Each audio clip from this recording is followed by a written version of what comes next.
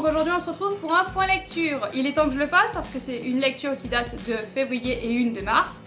Donc il est temps que je m'y mette. Donc on va parler de La Ville sans vent de Éléonore de Villepoix aux éditions Hachette. C'est un livre faisant partie du PLIB, donc voilà, il fallait que je le lise. Il a été sélectionné dans les 5, donc raison de plus pour qu'il faille que je les lise. Voilà, et j'ai attendu pour faire le point lecture sur celui-là, j'ai attendu de lire le tome 2 de La Ville sans vent, toujours de Éléonore de Villepoix, aux éditions Hachette. Voilà, donc je voulais absolument avoir lu la duologie en entier avant de faire le point lecture. Donc c'est fait, donc je peux vous en parler. Je vais pas tenir les deux livres comme ça tout le long parce que ça va être compliqué, donc je vais en tenir qu'un déjà pour commencer. Donc on va commencer par le tome 1, plus logique non? Donc dans ce livre-là, on va suivre l'Astyanax et Arca. Donc l'Astyanax est un jeune homme de 17 ans, 18 ans, je sais plus exactement. Est-ce qu'il a écrit son âge? Non, bon, je trouve pas son âge, bon, vers 17-18 ans. Il vient de finir sa formation de mage, il reçoit tout juste son diplôme quand on arrive dans le livre.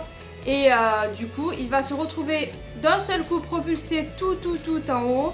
Il va se retrouver ministre car son mentor, celui qui l'a formé, a été retrouvé le jour qu'il reçoit son diplôme. Son mentor, lui, a été retrouvé mort. A priori d'une crise cardiaque, mais l'Astyanax n'y croit pas trop. Il n'est pas bien... Voilà, il se pose des questions, il se demande s'il ne serait pas été assassiné. Donc voilà. Donc il se retrouve propulsé ministre, et donc il va devoir prendre un apprenti. Parce que tout ministre a un apprenti. Ça ne l'enchante pas trop, hein, parce que lui, l'objectif, c'est vraiment de faire... voilà, de faire bouger les choses et de faire bouger les lois. Avoir un apprenti, ça ne l'enchante pas trop. Bon, voilà pour l'Astyanax, je vous en dis pas plus. On va passer du côté d'Arca. Elle a 12-13 ans. Elle vient d'arriver dans cette ville-là, la ville sans vent. Ville sans vent qui est sous cloche, voilà, c'est pour ça que c'est sans vent, tout simplement. Du coup, elle vient d'arriver dans cette ville-là. Elle est à la recherche de son père qui serait un mage. Donc du coup, elle veut aller dans cette ville-là. Elle y arrive, sauf qu'elle arrive en bas. Et la ville est faite par plusieurs étages. Je sais pas si vous allez voir là. Enfin, elle arrive en bas et bon, faut qu'elle monte dans les étages pour pouvoir arriver chez les mages pour savoir essayer de retrouver son père. Donc du coup, elle va vivre plein d'aventures sur aventures, elle va faire plein d'actions sur actions les plus catastrophiques les unes que les autres, pour arriver en haut. Et une fois en haut, bon, il va lui arriver des misères si elle y arrive en haut. Donc voilà, vite fait le résumé. Donc moi, dans ce livre-là, ce que j'ai aimé, c'est vraiment la façon dont est décrit l'univers. C'est pas trop décrit, mais assez pour que vraiment on y soit dedans. C'est très bien construit, tout est à sa place, correctement. Et il n'y a pas trop de description, ce qui fait qu'on ne s'ennuie pas une seconde. Mais en même temps, c'est assez décrit pour que vraiment on ait l'impression d'être au milieu des rues, au milieu de cette ville-là. On a aussi des personnages qui sont tous plus attachants les uns que les autres. Il y a des personnages secondaires que j'ai beaucoup aimés. L'Astyanax et Arca sont très attachants. Et chose que j'ai beaucoup aimé, vous en doutez, hein, s'il y a deux personnages, ils vont se regrouper à un moment donné. Et ce que j'ai vraiment aimé et apprécié dans ça, c'est les relations qu'a l'Astyanax et Arca. Leur relation est vraiment géniale, leur échange verbal, j'adore, j'ai beaucoup aimé la façon dont ils se parlent, donc c'était un vrai plaisir de voir cette relation évoluer avec le temps. Autre chose, c'était un plaisir aussi de ne pas avoir une romance avec les deux personnages principaux, voilà, parce que bon, vous vous doutez, elle a 12 ans, il a 18 ans, bon, voilà, on va pas avoir une romance, et ça fait du bien parce qu'avoir deux personnages principaux de suite qui sont obligés de s'aimer, c'est un peu agaçant, et ça du coup, c'était vraiment bien. Donc comme je vous l'ai dit, on s'ennuie pas une seconde dans ce livre-là, il y a de l'action sur de l'action, ça défile à une allure phénoménale, et du coup ça se lit très vite. Je sais plus combien il fait de pages, mais 443 pages, mais on les voit pas passer, honnêtement, voilà, c'est comme s'il en faisait 200, ça se déroule vraiment très vite, ça se lit très vite, ça s'enchaîne, on n'a pas envie de le lâcher parce qu'on a toujours envie de savoir ce qui va arriver à ces personnages-là, parce qu'on ne sait pas au final ce qui va leur arriver, parce qu'il n'y a que des rebondissements, donc c'est surprise sur surprise. Si je dois trouver un petit bémol, c'est qu'il y en a qui disent que c'est novateur et tout ça. Moi, j'ai pas trouvé ça novateur. Voilà. Rien que le fait déjà que la ville soit construite en sorte d'étage, là, on le voit assez souvent en fantasy. Voilà, le bas étage, c'est les pauvres et ceux qui sont sans intérêt, et le haut étage, c'est les riches et ceux qui dirigent tout. Donc ça, déjà, c'est quelque chose qu'on voit assez régulièrement. Donc ça, déjà, rien que pour ça, c'est pas novateur. Après, j'ai rien trouvé non plus de très novateur. Enfin, c'est une fantasy que j'aime, hein. J'aime beaucoup. C'est du fantasy jeunesse très appréciable.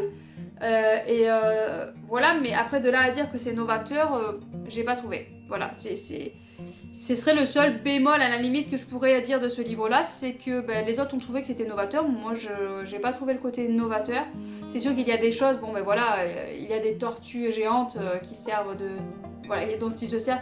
C'est sûr qu'on ne l'a jamais vu. Enfin, il y a toujours des petites choses novateurs dans tous les livres, de toute façon. T'es obligé d'innover. Mais extrêmement novateur, non. Honnêtement, j'ai pas trouvé ça extrêmement novateur, comme certains ont pu le dire. Et comme j'ai pu entendre. Donc maintenant, on va passer au tome 2. Voilà, c'est un peu plus mitigé. Voilà, parce que le tome 1, j'avais des étoiles plein les yeux de découvrir cet univers magnifique. Le tome 2, on découvre pas l'univers. On découvre autre chose dans l'univers, donc c'est plutôt pas mal. On sort un peu de ce qu'on a vu dans le tome 1. On apprend d'autres choses dans le tome 2. On apprend déjà le passé de certains personnages, et ça, c'était génial. C'était vraiment génial. J'ai beaucoup aimé apprendre le passé de certains personnages. Donc ça, c'était un vrai plaisir de voir ça. Après... chose que je n'ai pas vu dans le tome 1, c'est que j'ai trouvé des longueurs, je me suis ennuyée par moments. Voilà, c'est quelque chose que je n'avais pas du tout vu dans le tome 1, donc du coup le tome 2 ça m'a un peu surprise de tomber sur des passages où j'avais envie que ça avance, parce que sur le tome 1 c'était action sur action sur action, on n'arrêtait pas, il y avait ça, bam bam, ça explose de tous les côtés, enfin on n'arrête pas une seconde, et dans celui-là, on prend le temps de poser les choses, on prend le temps, on pose les choses pour arriver à la fin. Et du coup, ça change du tome 1, et du coup, ça m'a un peu perturbée parce que je m'attendais pas à ça avec le tome 2. Je me suis dit, ça va être comme le tome 1, ça va y aller à fond la caisse, et on va pas s'ennuyer une seconde. Là, je me suis un peu plus ennuyée.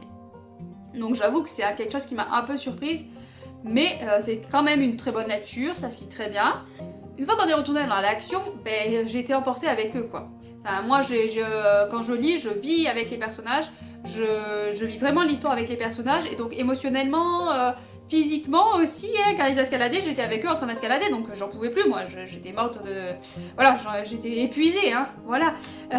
Non, c'est pour dire vraiment que j'étais vraiment immergée dans le livre, c'était vraiment génial, j'étais vraiment dedans, et ça, c'est quelque chose que j'aime avec les livres, parce que si j'arrive pas à rentrer dans le livre, déjà, c'est très très mauvais signe pour lui, et c'est que je vais avoir du mal à le finir, donc déjà, si j'arrive à m'immerger comme ça, c'est génial. Et puis émotionnellement, voilà, j'ai ressenti vraiment toutes les émotions, que ce soit dans le 1 ou le 2, voilà, j'ai vibré avec eux, quand ils souffraient, je souffrais, quand ils étaient tristes, j'étais triste, quand ils avaient... Enfin voilà, j'ai tout reçu en pleine face, et j'ai tout englouti, et voilà, c'était vraiment... pour ça, voilà, c'était vraiment bien, on est vraiment immergé dans l'univers, et ça, c'est vraiment très très bien. Après, c'est vrai que voilà, le seul bémol du tome 2, c'est ces longueurs que j'ai trouvées. Mais en même temps, voilà, il fallait ces longueurs parce qu'il faut préparer à la fin, il faut nous amener à la fin. Et pour nous amener à la fin, il faut un petit peu préparer et expliquer et peaufiner les plans, quoi. Donc il les fallait ces longueurs, mais c'est vrai que ça m'a un peu déroutée étant donné que le 1, je n'avais pas vu du tout de longueur. En même temps, le 1, je découvrais l'univers, donc forcément j'étais émerveillée et tout, mais c'est vrai que c'est juste le petit bémol que je dois dire, sinon c'était une très bonne duologie. Voilà. À la fin, ça finit parce que c'est une duologie, donc voilà, vous avez lu les 2 tomes et c'est fini. Mais c'est vrai que, vu comme ça finit, si un jour elle écrit, elle s'est finie d'une façon qu'elle pourrait écrire une suite, et si un jour elle écrit une suite, je me ferai un plaisir de lire la suite parce que c'était quand même un vrai plaisir de lire ce livre. Et voilà, et j'ai hâte de pouvoir découvrir d'autres livres de cet auteur-là parce que j'ai vraiment aimé cette façon d'écrire, et cette plume vraiment j'ai trouvé très addictive. Voilà.